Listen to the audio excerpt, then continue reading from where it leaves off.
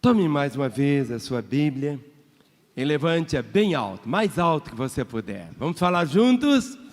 Esta é a minha Bíblia. Eu sou o que ela diz que eu sou. Eu tenho o que ela diz que eu tenho. Eu posso fazer o que ela diz que eu posso fazer. Hoje eu serei tocado pela palavra de Deus. Eu audaciosamente confesso que a minha mente está alerta, meu coração está receptivo, eu estou pronto para receber a incorruptível, a indestrutível, sempre viva semente da palavra de Deus. Eu nunca mais serei o mesmo, nunca, nunca, nunca, em nome de Jesus, amém. Senhor, que mais uma vez a Tua bendita palavra, que nunca volta vazia, possa cumprir todo o propósito do Senhor para os nossos corações, em nos edificar, em nos consolar, em nos exortar, em trazer a salvação e apontar o caminho da casa do Pai, para a volta daqueles que estão longe. E nesta manhã Tu concedas graça e sabedoria, a Tua maravilhosa unção ao pregador, para que todo o Teu propósito se cumpra, em nome de Jesus. Amém. Nesta manhã o pastor Luciano subirá, ele vai trazer o recado do Senhor aos nossos corações. Pastor Luciano tem servido com tanto amor ao Senhor, honrado, e durante algum tempo temos experimentado o grande privilégio de tê-lo conosco. Eu falei até que vou dar a carteirinha para ele, viu? Vou com você, querido. Obrigado. Não? Já caiu. Você acredita que eu esqueci disso? Bom dia, graça e paz a todos. É um prazer estar com vocês mais uma vez. É um privilégio poder servi-los da mesa do Senhor, do pão sagrado da palavra. Eu gostaria que você pudesse abrir sua Bíblia no livro de Êxodo, no capítulo 21. Nós vamos ler do versículo 1 até o 6.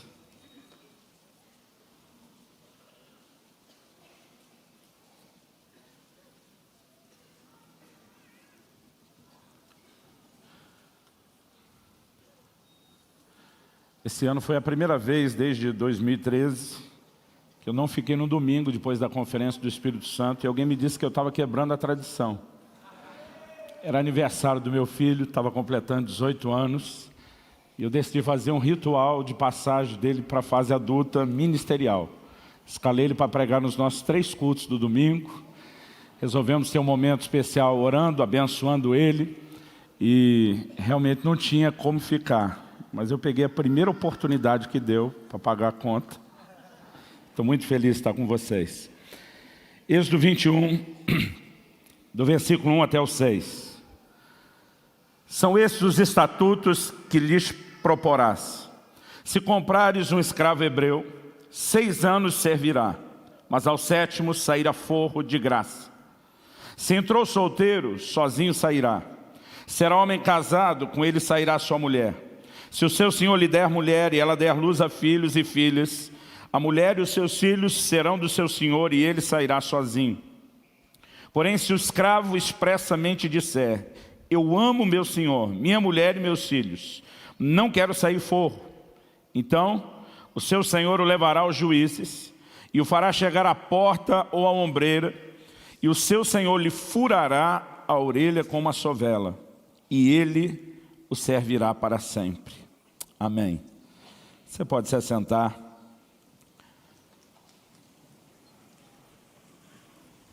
Há 20 e poucos anos atrás, quando eu estava ainda no início do meu ministério pastoral, um dia o Espírito Santo me confrontou com muita contundência. Ele me perguntou qual é o maior mandamento. Eu peguei carona na resposta de Jesus, que já está registrada na Bíblia, e respondi, amarás ao Senhor teu Deus de todo o teu coração, com toda a tua alma, com todo o teu entendimento e com todas as tuas forças. No momento que eu respondi quase que mecanicamente isso, o Espírito Santo falou ao meu coração: se esse é o maior mandamento, por que é que se fala tão pouco a respeito disso na minha igreja? Primeiro eu levei um choque pensando na quantidade de pregadores que eu ouvi ao longo da minha vida. Eu nasci e cresci no lar cristão. E eu não conseguia me lembrar de nenhum, pelo menos ao qual eu tivesse sido exposto a alguma mensagem, que tivesse de fato abordado com propriedade o tema de amor pelo Senhor. Eu conseguia lembrar de uma ocasião ou outra que alguém fez menção de voltar ao primeiro amor, mas uma simples menção, não algo que a gente pudesse dizer que desenvolver o tema. E a minha primeira reação foi criticar e julgar os pregadores, pensando: por que é que eles não estão falando disso? E quando eu joguei a culpa para os outros pregadores, o Espírito Santo me questionou: por que você nunca pregou sobre isso? Eu emudeci, eu fiquei envergonhado, eu não tinha uma resposta. A verdade é que eu nunca tinha parado para pensar no assunto como deveria. E desde aquela ocasião eu tomei uma decisão de que eu gastaria muito do meu tempo, da minha energia, do meu ministério, procurando ensinar nessa área de amor para com Deus. E a palavra de Deus, toda ela está cheia de ensinos a respeito dessa visão de amor para com Deus, de amor pelo Senhor. Aliás, o apóstolo Paulo escreve em 1 Coríntios 16, 22, diz: se alguém não ama ao Senhor Jesus, seja anátema. A palavra anátema, na melhor das hipóteses, a gente pode dizer que ela significa algo abominável. Na pior das hipóteses, maldito. Você pode escolher o que você acha que Paulo está falando, mas sob nenhum ângulo ele está falando que seria algo bom tentar manter uma relação com o Senhor Jesus, que não seja baseada em amor para com Ele.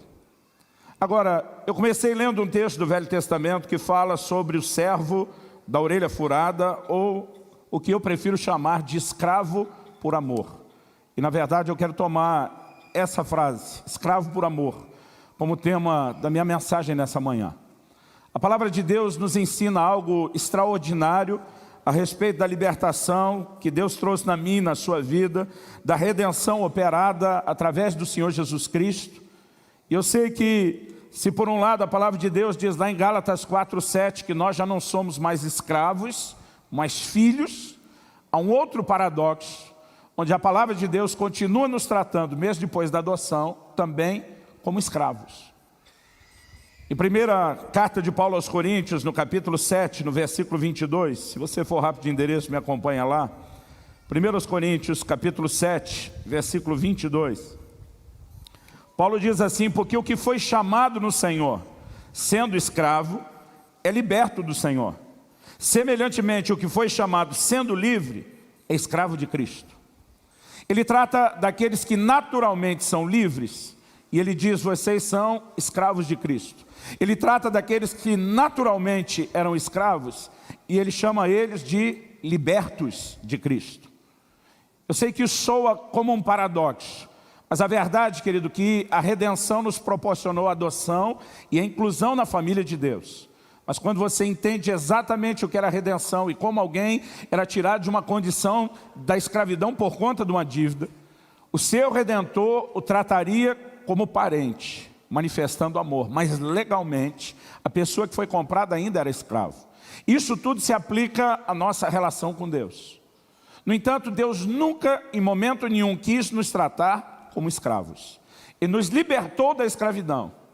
No entanto, o que nós somos ensinados desde a velha aliança, e eu creio que Deus não estava apenas dando a Moisés uma orientação que servisse para os seus dias, para regular a escravidão entre o povo de Deus, o que na época era algo comum, não só entre os hebreus, mas para todos os povos do mundo antigo. Quando o apóstolo Paulo cita um dos mandamentos que Deus deu a Moisés: não atarás a boca ao boi que debulha, ele, escrevendo aos Coríntios, pergunta: por acaso é com bois que Deus se preocupa, ou não é por causa de nós que isso foi escrito? Hebreus capítulo 10 diz que a lei não tem a imagem exata das coisas, e sim a sombra de bens vindouros. A maior parte daquilo que nós lemos no Velho Testamento, mesmo aquilo que não se aplica de uma forma literal para nós como lei e mandamento hoje, está nos ensinando. A própria história da nação de Israel nos ensina. 1 Coríntios, No capítulo 10, a palavra de Deus diz: essas coisas lhes aconteciam como exemplo, e foram escritas para a advertência nossa, de quem são chegados os fins dos tempos. Eu gosto da forma como o Velho Testamento ilustra o Novo, e da maneira como o Novo Testamento explica o Velho. Então, mesmo começando de um texto baseado lá na Velha Aliança, eu quero te ajudar a entender esse princípio, que eu quero chamar de escravo por amor. Deus de fato tem trazido ao meu e ao seu coração uma libertação de um outro tipo de escravidão, que era a escravidão de Satanás, que era a escravidão do pecado. Mas é importante que eu e você possamos entender que a nossa decisão de caminhar com Cristo, ela começa por uma escolha de renunciar à nossa própria liberdade para viver como escravo. O escravo poderia fazer isso quando chegasse o fim do período da escravidão. Deus diz: um hebreu só pode escravizar outro por no máximo 6 anos. No 7, ele sai forro, ele sai livre. Deus diz: a menos que ele não queira sair. Se ele não quiser sair porque ama ao seu Senhor, então ele tem o direito de permanecer como escravo para sempre. Mas para isso ele precisa vir a público. Ele precisa expressar o seu desejo de permanecer nessa condição. Então, o seu senhor em público iria furar a sua orelha como a sovela. E aquele seria o testemunho de que ele optou, ele escolheu viver como escravo. Eu acho interessante, querido, por um lado, quando falamos do amor de Deus, ver toda a doação de Deus e a disposição de Deus de fazer tudo por nós. Mas a mesma compreensão do amor de Deus deveria nos levar também a entender o nível de resposta que nós devemos dar ao amor de Deus. A gente fala muito a respeito de como Deus nos amou, como Deus amou o mundo, como Ele nos doou, mas a pergunta que eu e você precisamos fazer: será que não existe necessidade de nenhum tipo de resposta de amor da nossa parte? O apóstolo Paulo chega ao ponto de dizer: o amor de Cristo nos constrange. E depois ele sinaliza que esse constrangimento também nos leva da mesma forma a uma rendição. Ele diz: julgando nós isso. Se um morreu por todos, logo todos morreram. E os que agora vivem, não vivem mais para si, mas para aquele que por eles morreu e ressuscitou. Eu me lembro, nos primeiros anos do nosso casamento, eu e a Kelly tivemos uma santa disputa de amor e sacrifício um pelo outro. Kelly, quando decidiu se casar comigo, sabia que queria viver longe da família. Eu já tinha me mudado para o Paraná, estava com o ministério estabelecido, estava pastoreando já uma igreja.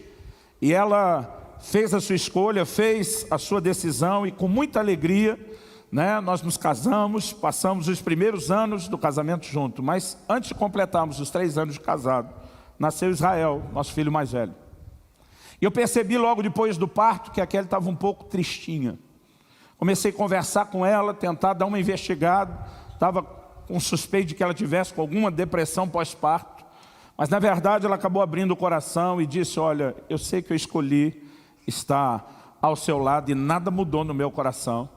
Mas ela diz: no momento da escolha, eu pensei em tudo aquilo que eu poderia aguentar e suportar, estando longe de casa, de toda a família. Ela diz: a conta que eu nunca fiz quando solteira é que esse garoto que acabou de nascer, o Israel, nosso filho, vai estar longe dos avós. Porque ele não estava longe só dos pais dela, estava dos meus também, que moravam perto dos dela. E ela diz: pensar que esse menino vai crescer longe dos avós tem arrebentado a minha alma. Então ela falou assim: dá um desconto, eu vou lidar com isso. Mas eu percebi que ela estava tendo uma certa dificuldade. Um dia eu chamei, falei: meu amor, se isso para você realmente tiver um peso tão grande a ponto de estar te afetando, eu me disponho a abrir mão de tudo que eu faço.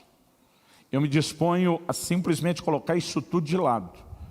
E a gente se muda para perto dos seus pais, para perto dos meus pais, porque eu não quero ver você de forma nenhuma carregando essa dor ou carregando esse peso. Eu lembro que ela do outro lado dizia: de modo nenhum, eu não quero atrapalhar o seu ministério. Eu falei: aonde eu estiver, eu exerço ministério. Eu posso servir as pessoas em qualquer lugar, mas minha responsabilidade começa com você, começa com essa criança, começa com a minha casa. Então, eu estou disposto a renunciar a qualquer coisa. E nós começamos uma santa disputa. Ela dizia: não, quem tem que renunciar sou eu. Não, quem tem que renunciar sou eu. Aliás, alguém disse: como acabariam os problemas conjugais se as nossas disputas fossem sobre quem se nega mais. Aquele momento, querido, nos levou a um lugar muito interessante no nosso relacionamento. Um dia ela falou para mim, eu estava orando, Deus falou de uma maneira muito forte ao meu coração, que eu não devo me preocupar com isso. Ele vai prover formas de nós lidarmos com essa interação, de resolvermos isso. Ela olhou para mim e falou, a gente fica. Mas sabe, querida, é interessante quando você pensa num relacionamento onde não existe apenas uma parte se doando, onde existe em contrapartida uma outra parte também se doando. E a igreja às vezes prega quase como se a responsabilidade de amar fosse da parte de Deus para conosco, quase que como se fosse algo unilateral, e eu quero te dizer, isso não é verdade. Deus espera de mim e de você uma resposta de amor. Ele não quer impor, Ele não quer obrigar isso, mas Ele nos dá a escolha de entrarmos em um profundo lugar de renúncia, de entrega, como uma manifestação do nosso próprio amor para com Ele. Aliás, a própria forma como eu e você chegamos a Cristo, ela significa, querido, necessariamente que a gente tem que renunciar à nossa liberdade. Romanos 10, 9 e 10 diz, se no teu coração creres que Deus ressuscitou a Jesus dentre os mortos, e com a tua boca confessares a Jesus como Senhor, será salvo. Nós acabamos mudando isso ao longo do tempo, e começamos a dizer que a gente tem que confessar Jesus Salvador. Mas não é isso que o texto diz. O texto diz que nós temos que confessá-lo Senhor. Mas Ele não é Salvador? A Bíblia diz, se eu confesso Senhor, eu sou salvo. Eu só sou salvo porque Ele me salva. Ele é Salvador. Mas esse não é o objeto da minha confissão. A Bíblia diz que eu preciso confessá-lo Senhor. A palavra Senhor na nossa cultura e na língua portuguesa ela é fraca. Porque a gente pensa no máximo um filho falando ao pai, sim Senhor, ou talvez quem já esteve envolvido na cadeia de comando militar, sim Senhor. Mas a palavra Senhor, ela significa amo, ela significa dono. Só chamava o outro de Senhor quem estava numa posição de escravo. Basicamente a Bíblia diz, se você reconhecer que Jesus é Senhor, seu amo, seu dono, se você se colocar na condição de escravo, você será salvo. Outro dia eu perguntei para uma pessoa, falei para ela, quanto custa o reino de Deus? Ele falou, imagina, não custa nada, é de graça. Eu falei, negativo. Ele falou, não, está lá na Bíblia. Eu falei, a Bíblia diz que é pela graça, não que é de graça. O reino de Deus custa tudo que você tem, meu querido. Pastor, isso não está com cara de heresia, não. Em Mateus, no capítulo 13, do versículo 44 ao 46, Jesus conta em 3 versículos 2 parábolas. Na primeira delas ele diz o seguinte, o reino de Deus é semelhante a um homem que encontrou um tesouro escondido no campo. A Bíblia diz, movido de alegria, ele vai, vende tudo quanto tem, para adquirir o campo. Quanto custa o reino de Deus? Tudo quanto você tem. O reino de Deus é semelhante a um negociante que encontrou uma pérola de grande preço. Vai, vende tudo que tem para adquirir a pérola. Quanto custa o reino de Deus? Tudo que você tem. Pastor Luciano, o senhor está dizendo que eu compro a minha entrada no reino? Não, você não compra. Você foi comprado. Quem pagou o preço, quem comprou alguma coisa, foi Jesus. Mas no momento em que Ele te comprou, você do lado de cá precisa reconhecer a legitimidade do ato de compra. E só existe uma forma de você experimentar a salvação que é oferecida nessa redenção. É quando você se curva diante dele e em fé, você reconhece o preço que ele pagou, não apenas para perdoar pecados, mas para te comprar. Então você se curva diante dele e diz, eu creio que você não apenas morreu, mas ressuscitou por mim, para a minha compra, para o meu resgate. E a partir de hoje eu te reconheço, Senhor. Ao reconhecer o Senhor, você está dizendo, eu desisto de tudo, eu desisto de ser meu dono, eu desisto de ser dono de qualquer coisa que antes tinha, eu te faço agora o meu dono, eu faço de você agora o Senhor da minha vida. Quem está entendendo, diga amém. A forma pela qual eu e você entramos no reino é algo muito parecido com o que acontecia com o momento da libertação desse escravo. O Senhor chegava e dizia, o tempo está cumprido, suas obrigações já, foram findadas, você pode sair livre. Alguém do lado de cá está dizendo, eu estou libertando você. Mas alguém do lado de cá está dizendo, mas eu não quero ser livre. Eu quero permanecer debaixo desse lugar de servidão. Irmão, por quê? Eu fico tentando imaginar. Imagina uma pessoa, talvez no contexto dos nossos dias é melhor a gente falar de uma prisão do que da escravidão. O camarada foi preso, recebeu uma sentença de 6 anos. Sabe, quando cumprir os 6 anos vai sair. Irmão, imagina a pessoa contando os dias. Quando está chegando o momento, então, imagina ela fazendo planos. Alguém chega e diz, não, chegou a hora de te libertar. Não quero. Ninguém simplesmente diria não quero, a menos que encontrasse uma outra opção melhor. Esse escravo por amor decidia ficar. Porque a forma como ele era tratado, querido, inspirava ele a dizer, o que eu tenho aqui, ainda que se chame ou se classifique como escravidão, é melhor do que o que eu teria do lado de fora. Você percebe relações entre alguns servos e escravos na Bíblia que eram muito fortes. Quando você olha para Eliezer, o servo de Abraão, até Abraão ter um filho, ele diz para Deus, o meu escravo é o herdeiro da minha casa. Era o homem de confiança, era a pessoa, ainda que fosse senhor e servo. Muitas vezes você vê relações onde a conexão de relacionamento era muito forte. E aquele escravo não era simplesmente tratado como uma coisa, era tratado como gente, com respeito, com carinho, com dedicação, a ponto de ele dizer, é ruim que eu vou abrir mão disso tudo.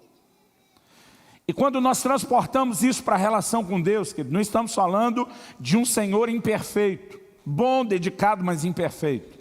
Estamos falando, na verdade, de alguém que decidiu nos tratar com todo amor possível. Irmão, há um lugar na caminhada cristã onde eu e você precisamos entender essa resposta, de renunciarmos à nossa liberdade, de renunciarmos tudo que nós temos. O apóstolo Paulo diz em Filipenses 3, nos versículos 7 e 8, o que para mim era lucro, eu agora considero como perda, por causa da sublimidade do conhecimento do meu Senhor. Ele diz, eu consigo simplesmente pegar tudo que foi lucro e interesse e dizer, abro mão de tudo isso, porque eu estou tão focado, eu estou tão interessado aqui, eu estou tão obcecado pela pessoa dele, por quem ele é, que eu desisto de qualquer outra coisa. Sabe, é importante que você entenda que não estamos falando de Deus colocando um peso de servidão. Mas estamos falando de um Deus que, embora tenha nos libertado, Ele decidiu nos tratar de tal forma, com tamanho amor, que Ele espera que eu e você estejamos tão ligados, afeiçoados a Ele, que a gente diga, eu resolvo, eu escolho permanecer. É interessante, querido, quando a gente começa a pensar nessa perspectiva, a gente tem que tomar uma decisão de que a vida cristã não é um lugar de viver as minhas vontades. Tiago capítulo 4 diz, vocês que dizem, hoje ou amanhã iremos a tal cidade, negociaremos, ganharemos dinheiro. Vocês deveriam dizer, se o Senhor quiser e se vivermos, faremos isso ou aquilo. O que ele está dizendo? Você não deve se governar. Você não deve ser dono do seu próprio nariz. Você não deve fazer os seus próprios planos. Quanto mais eu e você, querido, começamos a entrar numa vida mais profunda em Deus, nós percebemos que a profundidade em Deus está associada com você perder o controle e o governo de si mesmo. Na visão de Ezequiel, no capítulo 47, o anjo pega Ezequiel pela mão e ele sai medindo rio adentro, 1000 côvados, meio quilômetro. A Bíblia diz, a água dava no tornozelo.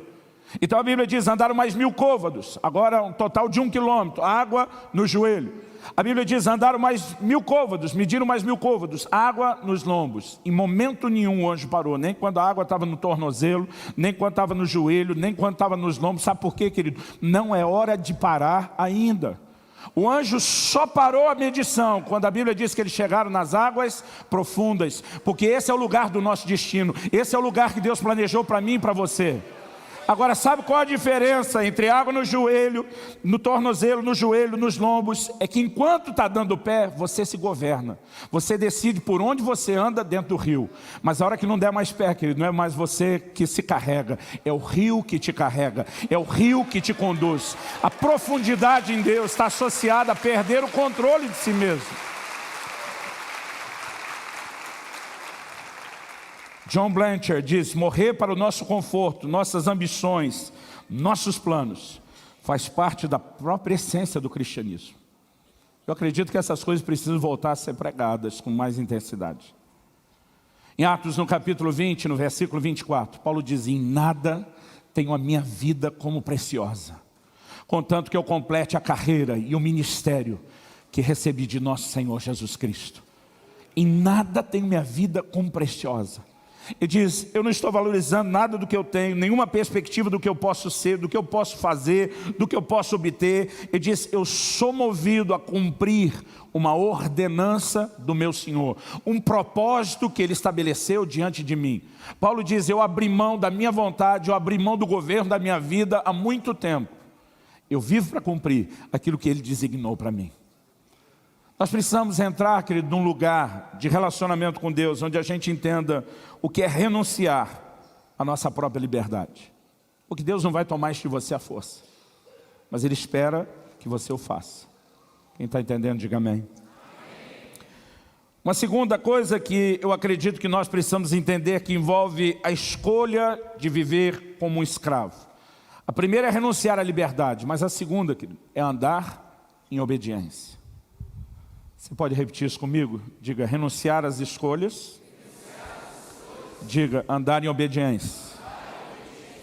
Faz uma cara bem profética de crente para o irmão ao seu lado aí. Fala para ele, você precisa renunciar às suas escolhas e andar em obediência. Irmão, olhe para cá um instante. Em Lucas, no capítulo 6, no versículo 46, Jesus faz uma pergunta que não precisa de nenhuma interpretação. Ele diz, por que me chamais Senhor, Senhor, e não fazeis o que eu vos mando?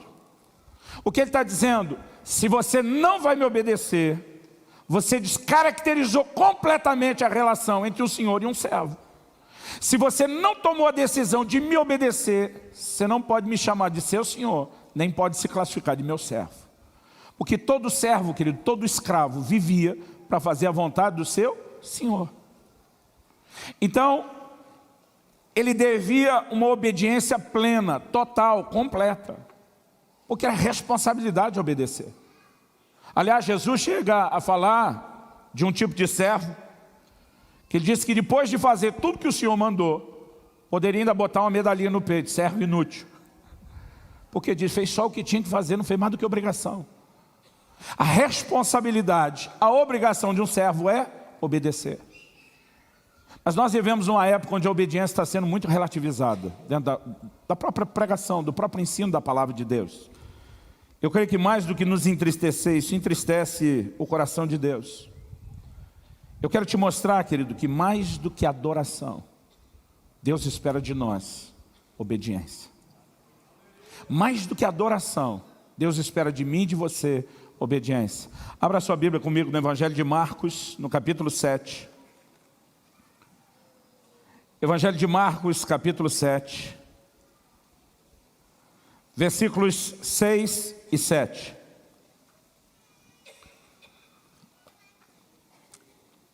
Eu acho que está para ir do 6 até o 9.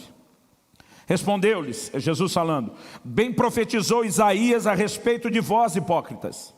Como está escrito, esse povo honra-me com os lábios, mas o seu coração está longe de mim. Em vão me adoram, ensinando doutrinas que são preceitos de homem, negligenciando o mandamento de Deus, guardais a tradição dos homens. E disse-lhes ainda, jeitosamente rejeitais o preceito de Deus, para guardardes a vossa própria tradição. Sabe o que Jesus está dizendo? Esse povo me honra com os lábios, mas o coração está longe. E diz, adoração é um culto da boca para fora. Não procede do íntimo de um coração sincero. E Deus diz, essa adoração procedida, oferecida dessa forma, Ele classifica como uma adoração inútil. Ele diz, em vão me adoram. Ele diz, isso não cumpre o seu propósito, isso não vai te levar a lugar nenhum. Agora, qual a maior característica que o texto dá de um coração que está longe? O Senhor começa a dizer, negligenciam o mandamento de Deus para guardar uma tradição do homem que os leva a desobedecer o próprio mandamento de Deus. O versículo 9 diz, jeitosamente, porque eles começaram com algumas conversas, diz, olha, se os pais dissessem para o filho, você é corban, oferta ao Senhor, o filho não tinha mais obrigação de honrar os pais, que é um mandamento claro de Deus na sua palavra. Mas eles conseguiram com muito jeitinho, com uma máscara de espiritualidade, de religiosidade, dizer: nós podemos negligenciar um mandamento. Irmão, nós estamos vivendo algo muito parecido nos nossos dias. Tem muita gente, quando você começa a falar sobre obedecer princípio, já vai te chamar de religioso, já vai te atacar, vai dizer que você não entende a graça, porque agora, irmão, virou uma bagunça. Todo mundo pode fazer o que quer. A gente não precisa mais nem obedecer o que está escrito, e a gente dá um jeitinho de deixar bem bonito, para rejeitar e colocar à parte o que Deus colocou. Meu querido, a vida de fé ainda é uma vida de obediência aos mandamentos de Deus. Por favor, diga amém. Ainda é uma vida de obediência. Eu olho para a palavra de Deus, eu não consigo, querido, enxergar uma perspectiva de relacionamento com Deus seja diferente. Nem a própria adoração, querido, vai estar acima da obediência no quesito de agradar e de honrar o Senhor. Em 1 Samuel, no capítulo 15, nos versos 22 e 23, 1 Samuel, capítulo 15, versos 22 e 23, a palavra de Deus diz assim: porém Samuel disse, confrontando Saul: tem porventura o Senhor tanto prazer em holocaustos e sacrifícios, quanto em que se obedeça a sua palavra? Porque para justificar a sua desobediência de não executar todos os amalequitas, incluindo Agag e também o rebanho que Saul havia pego, ele agora cria uma desculpa e diz: não, eu separei o melhor do rebanho para sacrificar o Senhor. A minha não obediência completa ao que você diz tem um motivo: é porque eu quero oferecer um grande culto de adoração a Deus. Quando Saul fala isso, irmão, a resposta de Samuel, mesmo se o que Saul estivesse falando fosse verdade, derrubou esse argumento por terra e diz: tem porventura o Senhor tanto prazer em holocausto e sacrifício? A adoração do Velho Testamento, querido, era feita através dos sacrifícios. Um pouco à frente, Davi vai introduzir, no ambiente do tabernáculo que ele levantou em Sião, o louvor e a adoração na forma de música. Até então, isso nem existia como algo que fosse a maneira formal ou oficial de expressar a adoração. Ela era baseada nos sacrifícios. Deus está dizendo: você acha que eu tenho tanto prazer no culto que você está alegando, supostamente iria oferecer, como eu tenho na obediência? Sabe o que Deus está dizendo? Sua obediência me agrada mais do que sua adoração.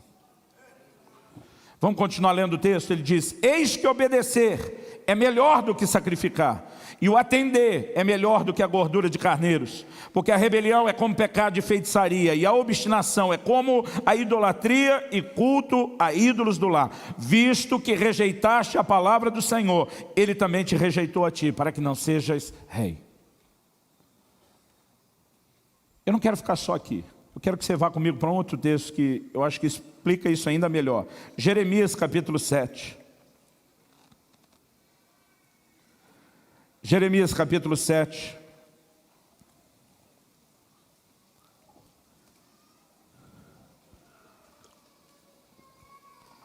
A partir do versículo 21. Assim diz o Senhor dos exércitos, o Deus de Israel: ajuntai os vossos holocaustos aos vossos sacrifícios e comei carne. Porque nada falei a vossos pais no dia em que os tirei da terra do Egito, nem lhes ordenei coisa alguma acerca de holocaustos ou sacrifícios. Mas isto lhes ordenei, você pode conferir isso em Êxodo 19, do versículo 1 até o 6 mais ou menos. Mas isso lhes ordenei, dizendo: dai ouvidos à minha voz, e eu serei o vosso Deus, e vós sereis o meu povo. Andai em todo o caminho que eu vos ordeno, para que vos vá bem. Deus está dizendo: eu não falei absolutamente nada com os vossos pais. Uma nação de Israel sai do Egito, chega no Sinai. Até então Deus disse: não tive conversa nenhuma sobre nenhum tipo de culto. A primeira coisa que eu pedi a vocês antes de instituir o culto: que vocês dessem ouvidos à minha voz, que vocês me obedecessem. Deus diz: a proposta que eu fiz de obediência foi antes a proposta de adoração. Versículo 24. Mas não deram ouvidos, nem atenderam, porém andaram nos seus próprios conselhos, na dureza do seu coração maligno, andaram para trás e não para diante.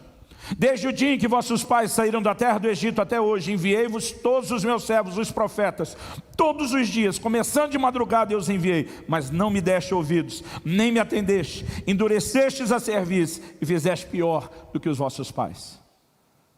O confronto de Deus, querido, continua sendo em busca de obediência.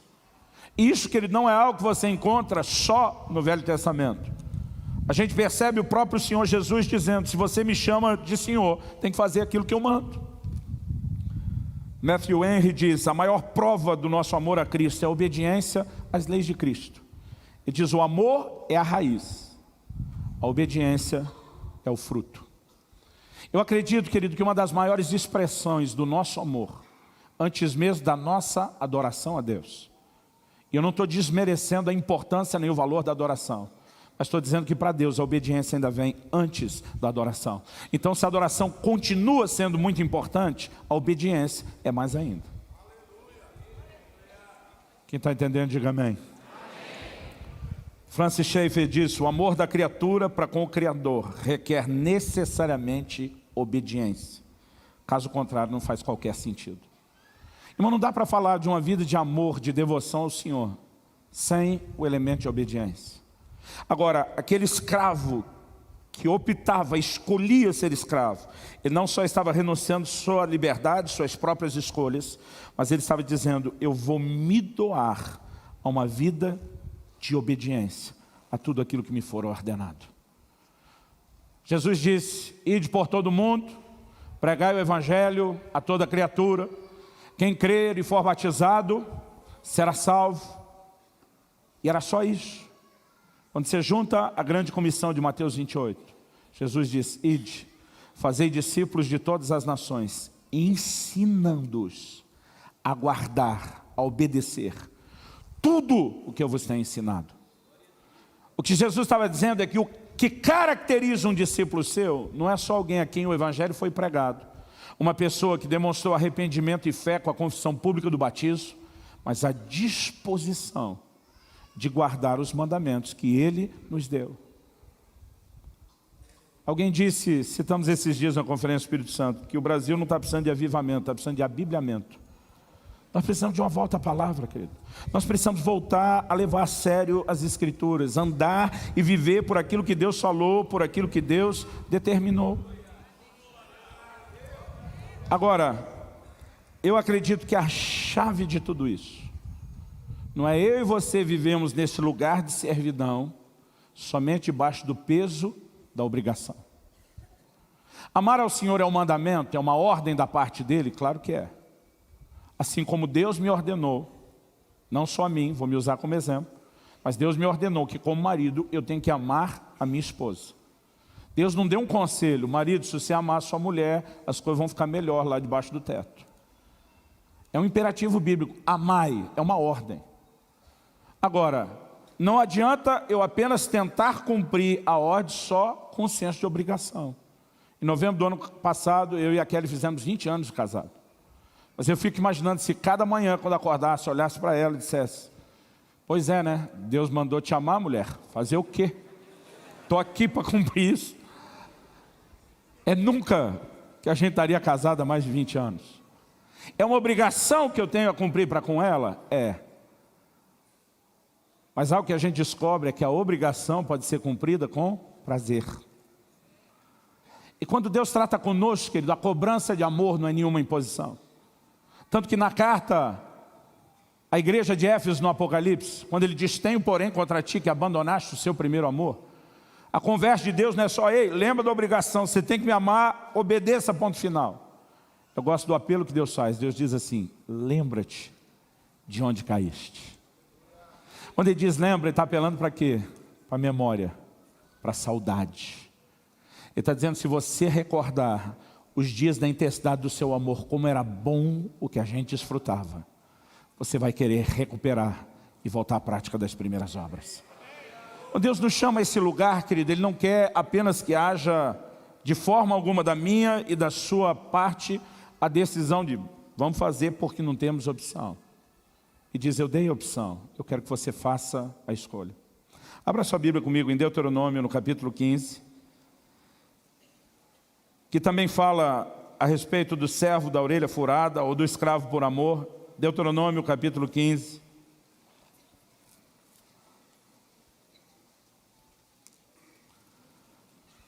Versículos 16 e 17.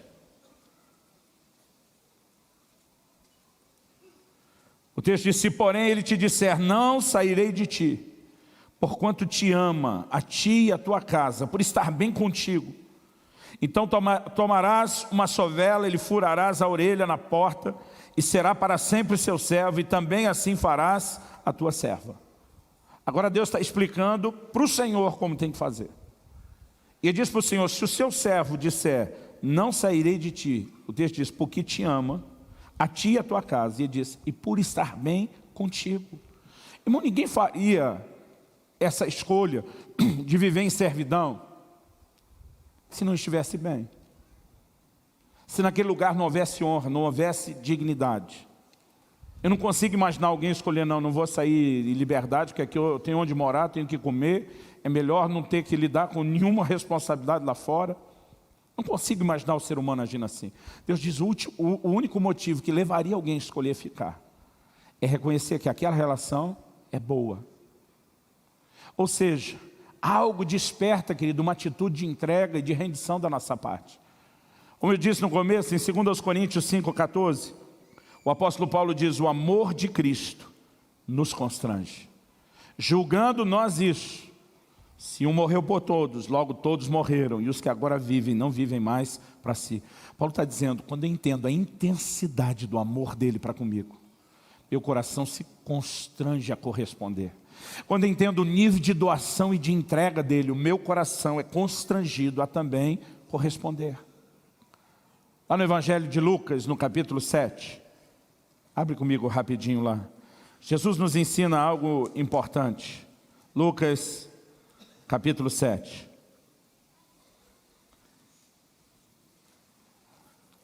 Ele conta uma parábola a partir do verso 41, dizendo, certo credor tinha 2 devedores.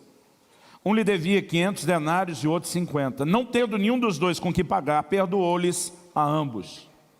Qual deles, portanto, o amará mais? Irmão, vamos lembrar que Jesus ainda está fazendo a pergunta aos judeus. A turma que sabia lidar com dinheiro e questões financeiras como poucos. Ele diz, um credor tem 2 devedores. Um deve 50 denários, equivalente a 50 dias de trabalho, os outros 500. Os 2 são perdoados. Quem vai amar mais? O texto aqui diz que ele não titubeou, 43, respondeu Simão, suponho que aquele é quem mais perdoa. Jesus diz, julgaste bem. Jesus diz, exatamente desse jeito que funciona. Agora, como Jesus faz essa aplicação? Olha comigo aí no texto.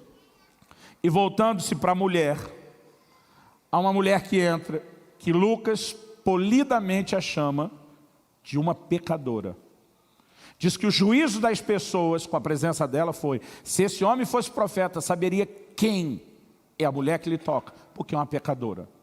Irmão, pecadora eles sabiam que todo mundo é, mas quando chamar a mulher de pecadora, era talvez a forma mais polida de se referir a ela como uma prostituta. Alguém que vivia da prostituição. Voltando-se para a mulher, disse a Simão, vês essa mulher? Entrei em tua casa e não me deste água para os pés. Essa, porém, regou os meus pés com lágrimas e os enxugou com seus cabelos. Não me deste ósculo. Ela, entretanto, desde que entrei, não cessa de me beijar os pés. Não me ungiste a cabeça com óleo, mas essa com bálsamo ungiu os meus pés. Por isso te digo, perdoado lhe são os seus muitos pecados, porque ela muito amou, mas aquele a quem pouco se perdoa, pouco ama. Durante muito tempo, querido, esse texto me deixou em crise, porque eu nasci num lar cristão, tive esse privilégio, sou grato a Deus. Fui instruído na palavra desde criança, desde menino, e porque fui instruído na palavra, decidi corresponder ao que me foi ensinado e andar em obediência. Mas na minha adolescência, quando fui cheio do Espírito Santo, que meu coração incendiou para Deus, a maior parte dos meus amigos tinha um testemunho poderoso. Quem saiu das drogas, quem saiu da prostituição, quem saiu do crime, quem isso, quem aquilo. E eu via que esses caras, quando convertiam, enlouquecia. Enlouquecia, eu ficava pensando, a Bíblia diz mesmo, quem muito perdoa, muito ama. Mas eu me sentia injustiçado. Porque eu dizia, eu resolvi obedecer, não aprontei muito, e agora nunca vou amar como esses miseráveis que fizeram tudo que podia e queria. Eu pensava, Deus é injusto. E eu sei que muita gente cresceu no Evangelho e já teve o mesmo sentimento. Tinha momento que o diabo parece soprava. É melhor você bagunçar um pouco para ter um testemunho depois para contar. Irmão, hoje em dia já não se fala tanto nisso. Mas antigamente, riqueza de crente era o testemunho de conversão ou de reconciliação. E durante muito tempo eu fiquei em choque. Porque quando Jesus diz os muitos pecados dessa mulher, o que a gente imagina? A gente imagina ela com uma ficha corrida, usando a linguagem criminal, aqui fala ficha corrida. Quando consulta criminal, eu ficava imaginando uma mulher com a ficha corrida quilométrica, daquela assim, cheia de processo. E parece que Jesus está dizendo que o Simão tinha uma fichazinha pequenininha. Os muitos pecados dela foram perdoados, então ela muito ama. Seus poucos foram perdoados, você pouco ama. Irmão, a verdade é que Deus não faz essa distinção de pecados. Tiago diz que quem tropeça num só ponto da lei, tropeçou em todos.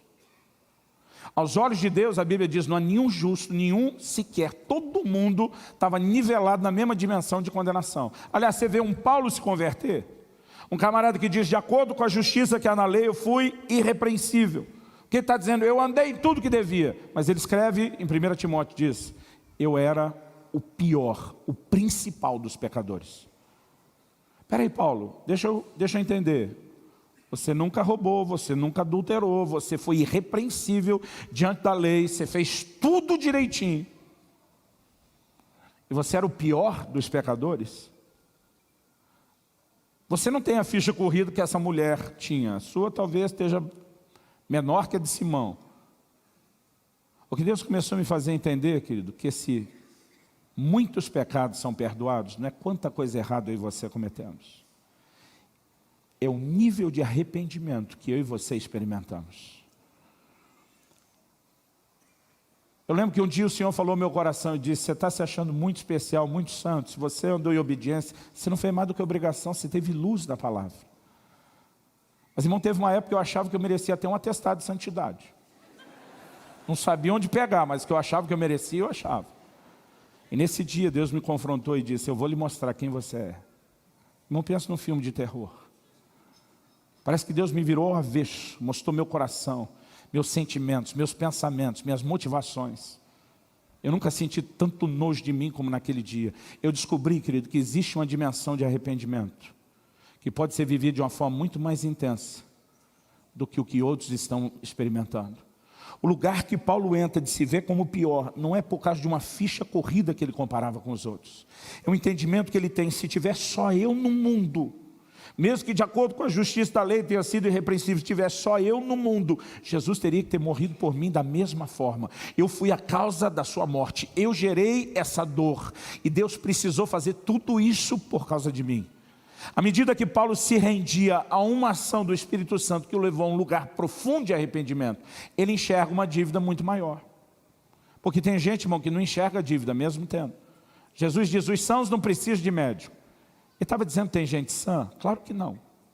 Se ele está falando de si como médico, como salvador, se o doente é o pecador, e a Bíblia diz que tem nenhum justo sequer, então não tem nenhum são. Mas o que ele está dizendo, quem acha que é são, quem não enxerga a sua doença, o médico não tem o que fazer. Quando Deus diz para a igreja de Laodiceia, aconselho-te que de mim compre colírio, a fim de ungires os teus olhos para que vejas, Deus chamou eles de cegos. Ele está dizendo, vocês não conseguem enxergar nada. Vocês estão se achando ricos, vocês são pobres. Vocês não enxergam a sua condição. Há um lugar, querido, onde eu e você precisamos entrar com mais profundidade em Deus. Onde a gente entenda muito mais o que Ele realmente fez por nós. Da onde foi que Ele nos tirou. Eu não estou falando, querido, de você olhar para trás só com aquele entendimento decorado. Eu realmente merecia a condenação eterna, Ele morreu por... Não, é quando o Espírito Santo começa a realmente te fazer compreender em níveis profundos quem você era e o que foi que Ele fez. Que à medida que essa dívida, irmão, é melhor enxergada, quanto maior a dívida que você tinha, não tem mais, é enxergada, maior é a sua resposta de gratidão. Agora, se você perceber, querido, o tema da adoração, ele vem sofrendo muita mudança. Qual é o foco central da adoração no céu? E cantava um cântico novo, dizendo, digno é o Cordeiro que foi morto de abrir o livro com seus selos. O texto diz, porque fostes morto e compraste para Deus com seu sangue homens de toda raça, tribo, língua, povo e nação. O tema da adoração no céu, querido, ainda será o reconhecimento do que Ele fez por nós da obra de salvação. Enquanto a gente não chegar lá, Jesus diz, todas as vezes que vocês comerem o pão, beberem o cálice, Ele diz, eu quero que vocês façam isso em memória de mim. O que Ele está dizendo? Você pode perder a consciência espiritual da gratidão que deveria ter por mim. 2 de Pedro, no capítulo 1, eu vou terminar aqui. 2 de Pedro, capítulo 1, no versículo 9 diz, pois aquele a quem essas coisas não estão presentes é cego, vendo só o que está perto, havendo-se esquecido da purificação dos seus pecados de outrora. O que é chamado de cegueira, não literal, espiritual, é o lugar onde alguém esquece de onde foi que saiu. Esquece o que de fato Deus fez por ele. Eu acredito que muitas vezes a nossa baixa resposta de entrega, de obediência, de rendição, ela está associada à nossa incapacidade de entender com mais clareza o que foi que Deus fez por nós. À medida que eu e você entramos nesse lugar de consciência e damos manutenção a isso, seja na forma como nós adoramos ao Senhor, seja na gratidão de manter o coração aceso, né? Como por exemplo na ceia do Senhor, com a lembrança do que Ele fez, o nosso coração se mantém continuamente constrangido. Eu gosto muito de estudar a história. Dentro da história eu gosto muito de estudar os avivamentos. E um dos avivamentos que nós tivemos na história recente, que mais produziu impacto no mundo de hoje, foi o avivamento dos morávios. Esses irmãos começaram uma reunião de oração que durou mais de 100 anos.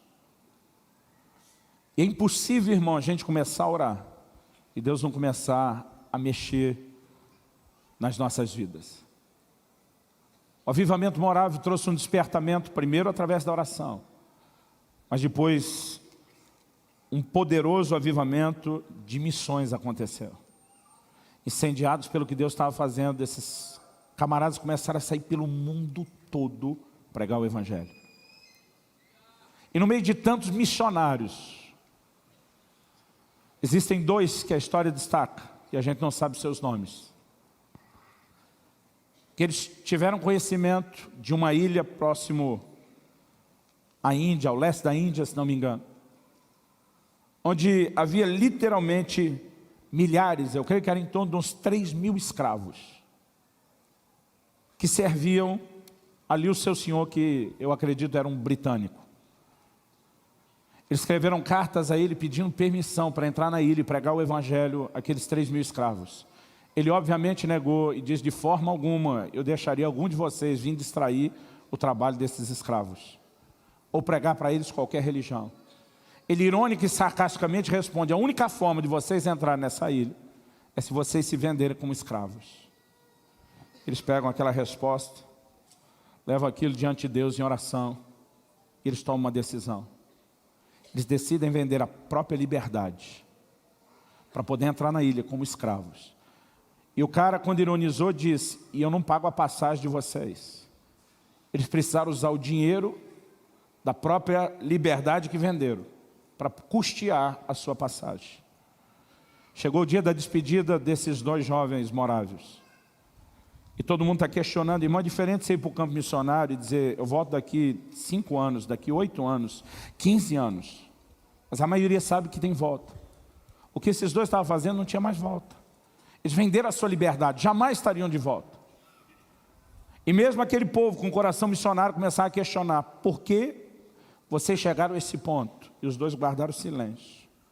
Até o momento que entraram no navio. E quando a maioria dos amigos, dos familiares, estavam ali no cais despedindo, eles gritaram de volta a resposta da qual foram tão indagados. Por que vocês estão fazendo isso? A resposta que eles gritaram de volta se tornou o que nós podemos chamar o lema, a bandeira, o grito de guerra dos morávios. A resposta deles foi a seguinte, para que através de nossas vidas, o Cordeiro que foi imolado encontre a recompensa do seu sofrimento. Sabe, irmão, você olha para alguns dos movimentos missionários e você percebe o nível de entrega que as pessoas andaram e fizeram diferença no reino de Deus. Por quê? Tinham uma consciência do que foi feito por eles. Irmão, já participei de algumas reuniões onde você começa a incentivar gente que aspira o ministério, a abrir novas frentes. E já vi momentos onde foram feitas sugestões. Quem quer assumir tal lugar? Primeira pergunta: tem shopping center na cidade?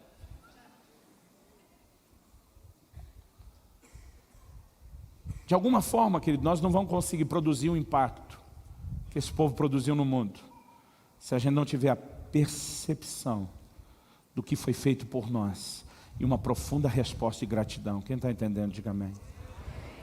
Vamos ficar em pé para parecer que está acabando.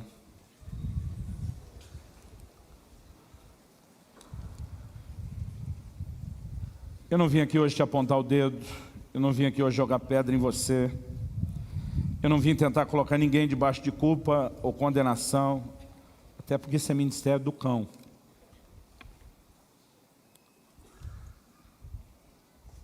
Mas eu quero te dizer de todo o meu coração, querido, há um lugar mais profundo para entrarmos em Deus. Há um lugar de devoção, há um lugar de adoração, de rendição, de entrega, maior do que aquilo que nós temos vivido. Mas provavelmente o nosso baixo nível de resposta, seja em renunciar às nossas próprias escolhas, seja na disposição de viver uma vida de obediência, se origina do fato de que a nossa compreensão daquilo que o Senhor Jesus fez por nós ainda não ganhou o contorno, a intensidade que poderia ter. Alguém me perguntou esses dias: Luciano, o que você acha que o Brasil precisa para se tornar a potência missionária que Deus tem declarado que nós vamos ser? E eu creio, irmão, que nós vamos chegar lá. Eu disse, eu creio que o que nós mais precisamos é um retorno a um nível mais profundo de compreensão do que foi que Jesus fez por nós. Um lugar, querido, onde eu e você entendemos o amor de Deus com tanta força, com tamanha intensidade, que a gente resolva no nosso coração viver uma vida de gratidão, pagar aquilo que se torna literalmente uma dívida de gratidão dentro de nós, dizendo, eu vou corresponder com você. Sabe, querido, na cabeça de muita gente não existia nenhum tipo de lucro quando ele pensava em se tornar um escravo por amor, ou servo da orelha furada. Principalmente se tudo que ele queria era mandar no seu nariz, ele não veria a hora de sair de lá. Era só aqueles que entendiam o coração do seu Senhor. É só aqueles que entendiam que o que eles poderiam ter ali, em nome de uma aparente escravidão, era melhor do que a liberdade fora daquele lugar. Quando a gente fala de entrega, quando a gente fala de sacrifício, de devoção, de obediência ao Senhor, nenhum de nós que deveria estar tentando viver isso como um peso. Isso deveria ser algo tão forte, tão natural, tão espontâneo, de um coração que carrega uma dívida de gratidão. Eu gostaria que nós orássemos nessa hora, dizendo, Senhor, nós queremos aquele colírio que o Senhor disse que tem para ungir os nossos olhos. Eu quero que você comece a orar do seu jeito, da sua maneira, com as suas palavras. Eu pedi para você ficar em pé, mas quero te dar até a liberdade. Se você prefere orar sentado, de joelhos, não importa como você vai fazer. Espírito Santo, se você não vivificar essa palavra, terá sido só um discurso, só uma palestra. Nós precisamos de mais do que o entendimento racional. Nós clamamos por revelação, por compreensão. Nós clamamos por entendimento espiritual. Abra os nossos olhos, Senhor. Nós reconhecemos que precisamos desse teu colírio. Nós reconhecemos que muitas vezes temos nos tornado cegos. Nos esquecemos da purificação dos antigos pecados.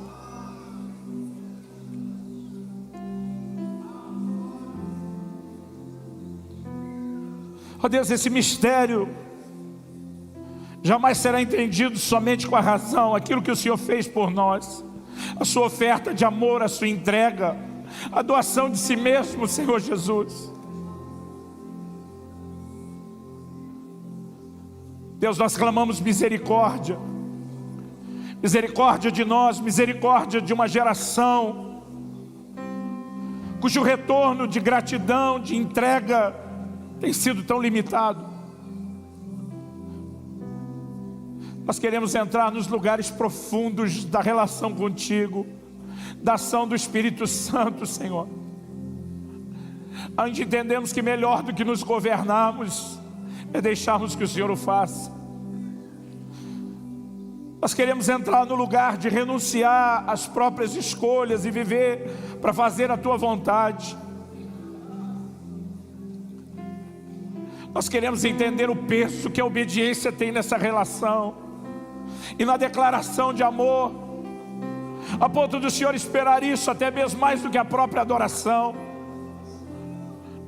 Nós não queremos ser só ouvintes da Tua palavra, nós queremos ser praticantes. Nós não queremos estar entre aqueles que jeitosamente driblam os mandamentos e que passaram a te oferecer uma adoração inútil.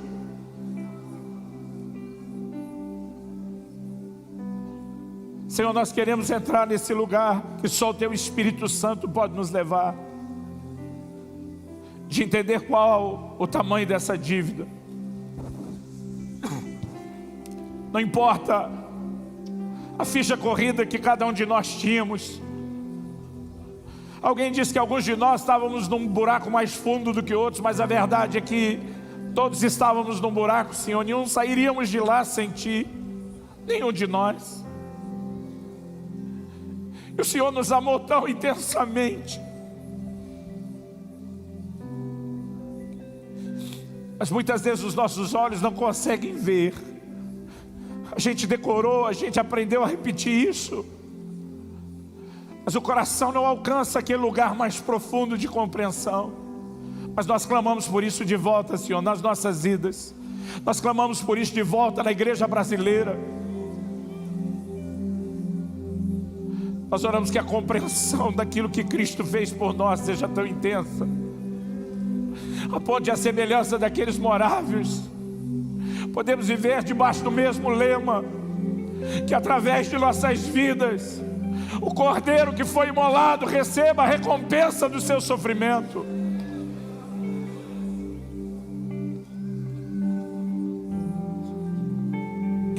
Perdoa-nos, Senhor, por todas as recaídas de rebelião, de tentarmos nos governar, mas nessa hora, arrependidos, nós voltamos a dizer: nós queremos o Teu governo, o Teu senhorio.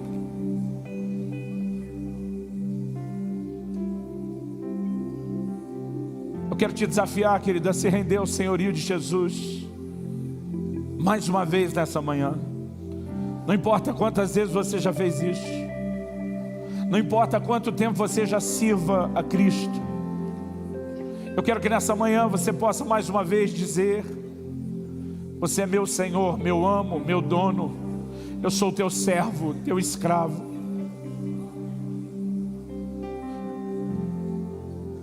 Eu quero que você possa dizer, caso queira dizer: eu escolho te servir.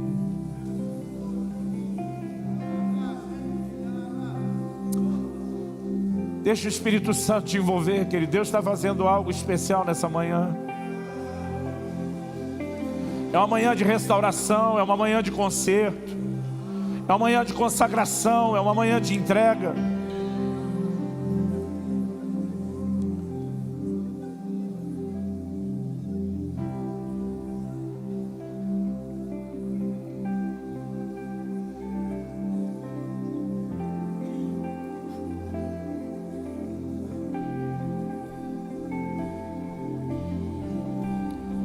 Abre os nossos olhos, Senhor. Permita-nos viver uma experiência mais profunda de arrependimento.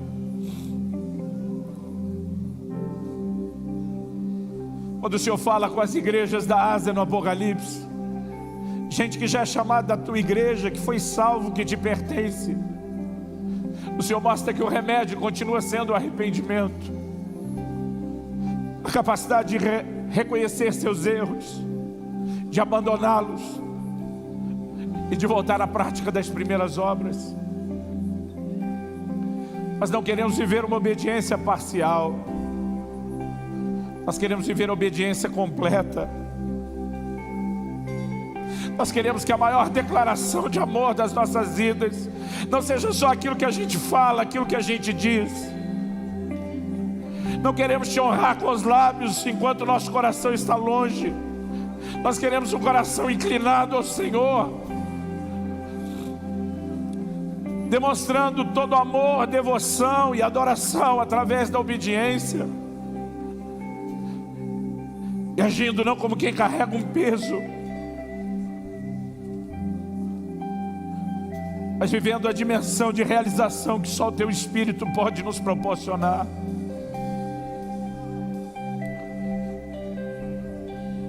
Nós oramos a Deus que aquela chama do amor pelo Senhor seja reacendida nos corações, em nome de Jesus, em nome de Jesus.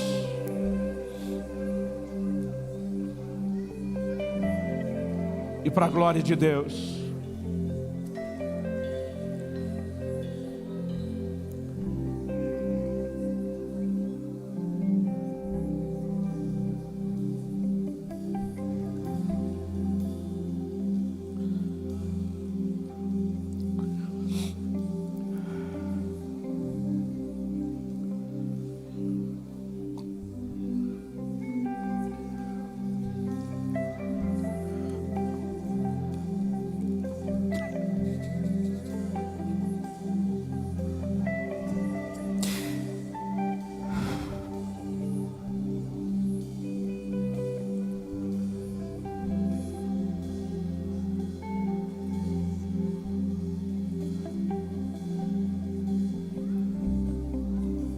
Nós decidimos retornar ao lugar da rendição, ao lugar da entrega, Senhor.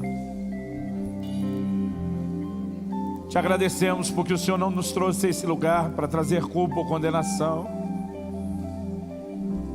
mas para nos atrair de volta ao lugar do verdadeiro relacionamento contigo, onde a escolha de rendição total é feita. Nós te agradecemos, Senhor, não só pelo amor que o Senhor manifestou um dia ao nos oferecer salvação, mas pelo amor que o Senhor continua manifestando agora,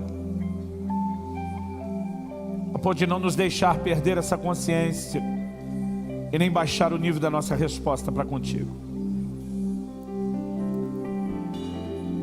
Muito obrigado, Senhor Jesus. Muito obrigado. Enquanto você ora, eu quero fazer um convite, uma proposta. Talvez você esteja aqui hoje pela primeira vez.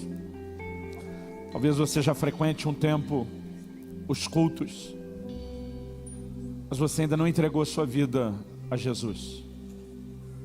Eu não estou dizendo que você não acreditava nele, mas você não fez dele o seu Senhor.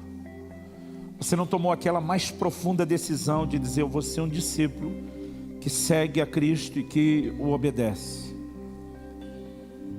Quando a Bíblia fala sobre sermos salvos pela fé, essa fé, ela não reconhece apenas que Jesus existe, que Ele é o Filho de Deus, o verdadeiro. Ela reconhece o que Ele fez. Ela reconhece que Ele morreu por nós para nos substituir, que o sacrifício dele nos inocenta. Essa fé, ela nos leva a uma identificação. Paulo diz: eu estou crucificado com Cristo. Ele nunca esteve fisicamente lá, mas porque Jesus fez isso legalmente em seu lugar, ele se via lá. Essa fé, ela gera identificação, mas essa fé também precisa de apropriação. Paulo diz a Timóteo: toma posse da vida eterna. Há um momento onde você reconhece o que Jesus fez, você se vê lá, mas você diz: então isso funciona para mim e vai intervir na minha vida. É o momento quando você agarra e diz: a salvação é minha e eu não vou deixá-la escapar. Mas essa mesma fé que começa com a identificação, vai para a apropriação, ela precisa de uma confissão. Paulo disse: no teu coração creres, mas com a tua boca confessares. Jesus diz: todo aquele que me confessar diante dos homens, eu também o confessarei diante do meu Pai e dos anjos que estão nos céus. Então Jesus diz que além de confessar, tem que fazer essa confissão em público. Porque diz: porque todo aquele que me negar diante dos homens, eu também o negarei diante do Pai e dos anjos que estão nos céus. Eu quero estender esse convite não só a você que quer entregar a sua vida a Jesus, mas a você que se afastou, que se desviou do Senhor, mas foi tocado pelo amor de Deus. Você sabe que o Espírito Santo está te chamando de volta hoje, e você quer se reconciliar com Ele. Nós queremos orar com você também. Eu quero saber quantos de vocês querem tomar essa decisão de entregar sua vida a Jesus, ou voltar para Ele essa manhã. Levante sua mão bem depressa. Eu quero ver, eu quero orar com você. Quantos querem tomar essa decisão? Levante sua mão, mesmo nas galerias. Eu vou pedir a vocês mais do que apenas levantar a mão. Eu vou pedir, e a gente não quer constranger vocês. Para nós isso é um dos momentos mais esperados da reunião, do culto. É motivo de festa. A Bíblia diz que a festa nos céus quando um pecador se arrepende. E como Jesus disse que a gente tem que orar para a vontade dele ser feita aqui embaixo, como é lá, a gente entende que tem que ter festa aqui também. Então para nós é motivo de festa. Eu quero pedir que você que ergueu a mão, saia bem rápido do seu lugar e venha aqui à frente. Nós vamos orar com você agora, bem rápido. Talvez esteja pensando: eu posso fazer isso depois. A Bíblia diz: se hoje ouvides a voz de Deus, não endureça o coração. A Bíblia diz: hoje é o dia aceitável, hoje é o tempo da salvação. Tem gente que depois diz: pastor, eu queria erguer a mão, parece que ela pesava 1 tonelada, eu queria ir na frente, parece que eu estava com os pés enraizados no chão. Eu te declaro livre na autoridade do nome de Jesus, de toda a cadeia, de toda a corrente espiritual. Na autoridade do nome de Jesus, você é livre para atender ao convite, ao apelo do Espírito Santo. Sai do seu lugar e venha, bem depressa. A igreja ore, esse é um momento de guerra, de batalha espiritual. Eu quero que você vire para a pessoa ao seu lado e dá uma checada com ela. Pergunta para o seu vizinho aí: você já entregou a vida a Jesus? Mesmo se ele falar que sim, pergunta: você tem certeza? Fala para ele: se você quiser, nós vamos junto lá na frente. E se ele te der chance, traz para cá.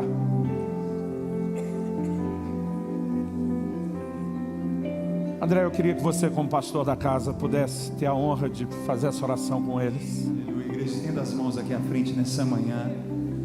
Manhã de vida, de misericórdia. Deus é o Deus do recomeço. Ele é o Deus que renova suas misericórdias sobre nós todas as manhãs. Porque sem a sua misericórdia nós nos perdemos, nós apodrecemos. Nós vivemos uma vida de morte. Obrigado, pastor Luciano, por estar aqui nessa manhã. Hoje à noite nós continuaremos às 18 horas.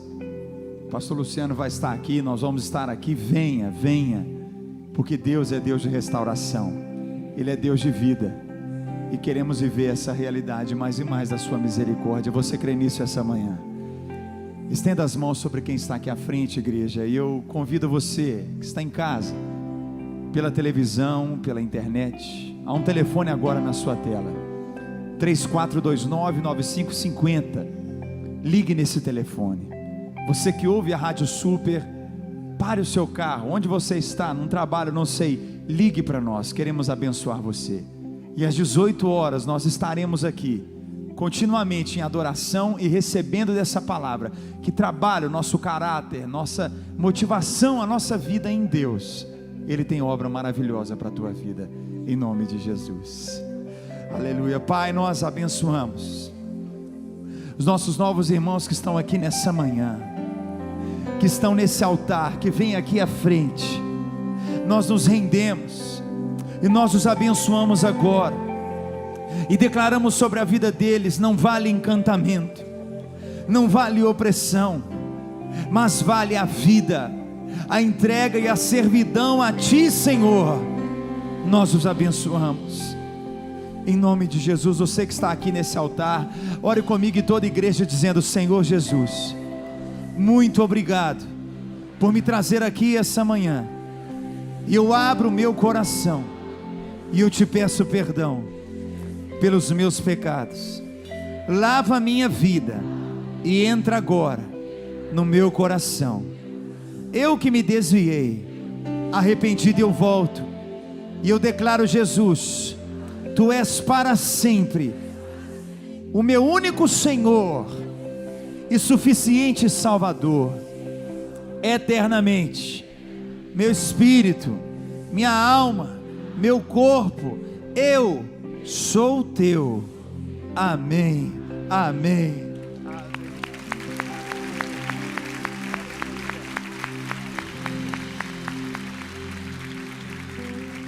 Amém.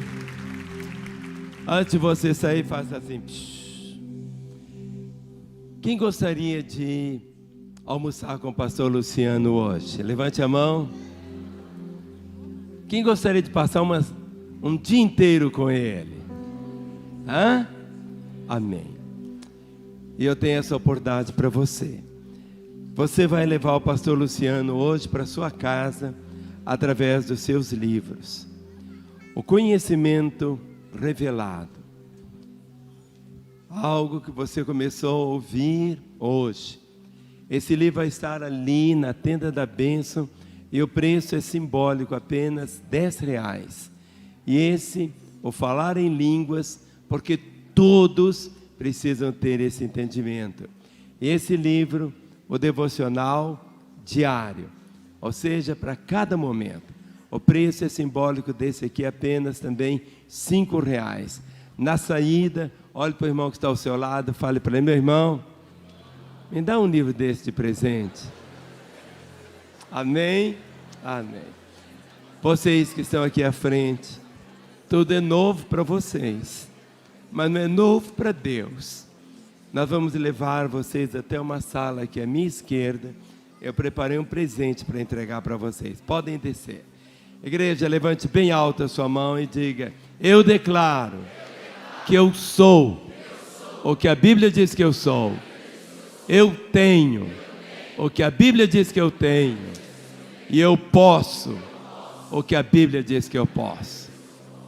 Você, querido, que não tem o costume tanto de vir 2 vezes aos domingos. Tem gente que só almoça e não janta. Tem gente que almoça e janta. Eu queria que você jantasse hoje à noite a palavra do Senhor. Você que está aqui, logo mais às 18 horas, o pastor Luciano estará ministrando. Olhe para o seu irmão e diga: meu irmão, se você deixar, eu te dou um abraço. Um homem abrace um homem, uma irmã. Vá na graça, vá na paz, vá viver a melhor semana de toda a sua vida.